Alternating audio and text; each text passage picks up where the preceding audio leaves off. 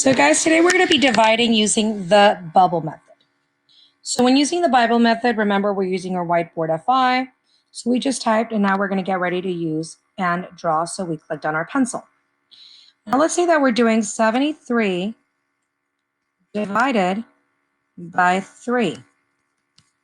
Now we're going to use our dividend and we're going to be writing it over here in the corner because that's the number that we're going to be subtracting from. And then we're going to make 3 large bubbles because that's how many we have. Our divisor is 3. So we have 1, 2, and 3. Nice and long bubbles. Okay. Now, when you're doing this, you're trying to think of numbers that you could easily count by, like by 20, 50, 10, 5, 2s. So when you're looking and I'm like, let's see what works. So let's say I'm thinking, well, let's see if 20 would go in. So do we have enough? 20, 40, 60. That works because we have 73. So we're going to write our 20 inside each bubble. And then we have 20, 40, 60. So subtract 60.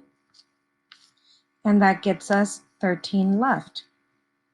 Now 13, we know that 10 wouldn't work because we would need 30. We know that 5 wouldn't work because we would need 15. But let's see 4. 4, 8, 12. Yeah, 4 times 3 equals 12. That would work. So let's do 4. So then we would subtract our 12. 3 take away 2 equals 1. 1 take away 1 equals 0.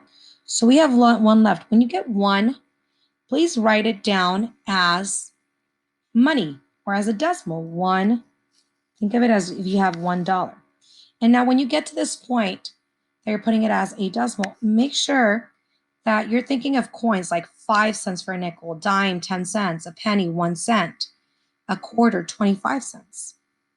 So if we have $1, what can go in? And we're thinking, let's say a quarter, 25, 50, 75. Yeah, we have $1, we have enough. So let's put a quarter in each of our bubbles. So we have 25, and that's 25, 50, 75. So we're going to be subtracting 75 cents. So if I have $1 and I take 75 cents away, I get left with a quarter, which is 25. If I have 25 cents, what can go in? So I don't have enough to do a dime for 10 cents. Can I do a nickel? 5 cents. 5, 10, 15. Yes, I can. So let's do our nickel. And our nickel, remember to write it as 0.05. Because if not, you're going to be writing 50 cents. Common mistake that many of us make. So that's 15 cents. 5, 10, 15. We write our 15 cents.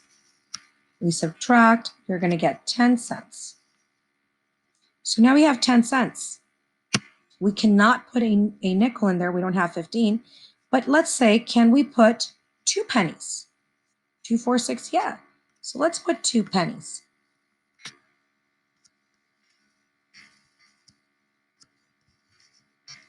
And we have 2, 4, 6. We're going to subtract. And then we're going to get left with 4 cents. Well, we can't do 2 anymore, but can we put 1 penny? We're like, yeah. So now we're going to put, and I'm going to expand this one because it seems to be getting small, 0.01.